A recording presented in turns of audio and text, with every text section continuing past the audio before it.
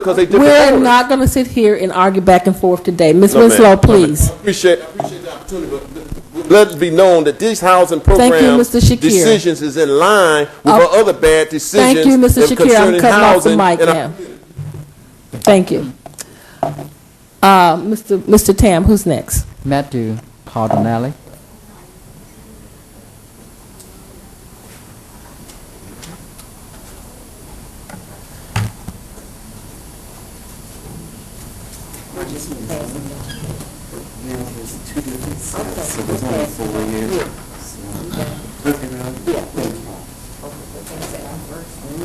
Yeah, and then I want my extras back. Okay. Hi, everybody. This is Matthew Cardinale, news editor of Atlanta Progressive News. She's got the second. You have two sets there. One, these are my questions for BAHAB that at the recommendation of Chairwoman Shepherd, I have prepared for BAHAB. And then the other one is actually the questions and answers that were already answered from the Beltline. And you already had a copy of that, but I wanted you to kind of be able to look at the two of them together, okay? Before I get into... Wait, I need my copy so I can read it. Mr. Tam, can you get him his copy? Okay. Sorry about that. Okay. Actually, I just wanted to quickly start out and commend... I understand that that member number 5 and member number 6 of the Courageous Six, the so-called Courageous Six, are here today.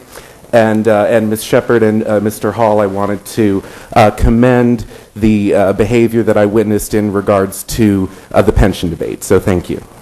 Well, thank you, Ms. Cardinale. You feeling okay today? That's funny. You know what? But you got it. No. When people do good things, you have to acknowledge it, right? All right. All right.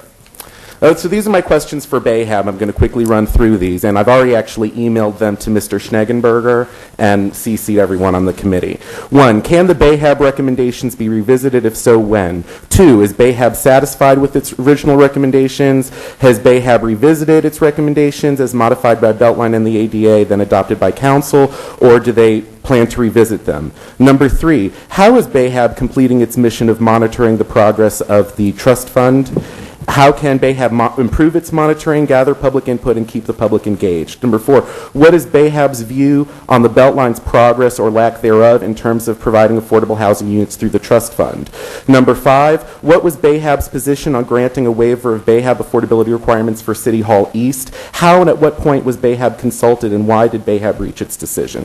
Number 6, and I don't know if any of you know about this, I spoke with Andy Schneggenberger and Kate Little of BAHAB shortly after the City Hall East waiver, and they said that they were told by Beltline staff that Beltline staff would advocate to Beltline's board that additional money would go into the trust fund during the next bond issue to compensate for the $850,000 that went to City Hall East.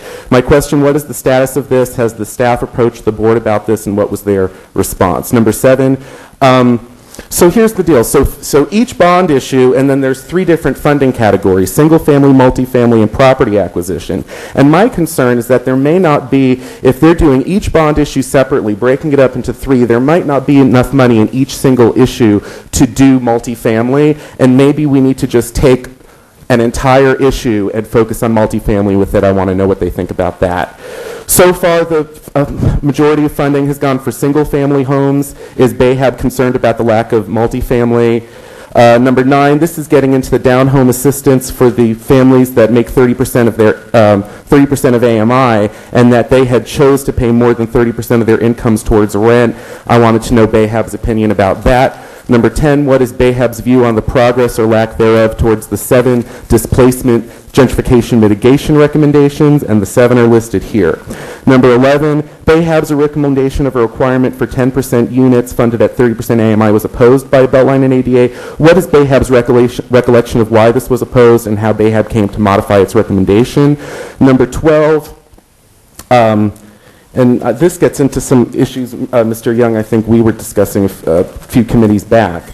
And this is getting into, is it so cost prohibitive to require 30% AMI units? And I ask if they can show us a funding example, including cost to the developer, potential revenue to the developer, and show us literally using a real example why it costs so much, requires so much subsidy when the vast majority of units would actually be on market rate. And finally, number 13, a community activist had told me that when the first bond was reissued or refinanced, that ADA received a portion of that, but the trust fund did not. And I wanted to get some clarification exactly what that was and to see if BAHAB had an opinion on that. So I just wanted to read these into the record, and I was wondering if someone would be willing to make a motion to have these included in the minutes of this meeting. We will accept these as a motion to Okay, accept these. thank you. And we will have, BAHAB will be at our next committee meeting, which is on, what date? The 26th. So Okay. they will be here. I will forward these questions to them. Okay, thank you. Have a nice day. All right, thank you. Oh, and I greet you in the voice of peace and paradise. Assalamu alaikum.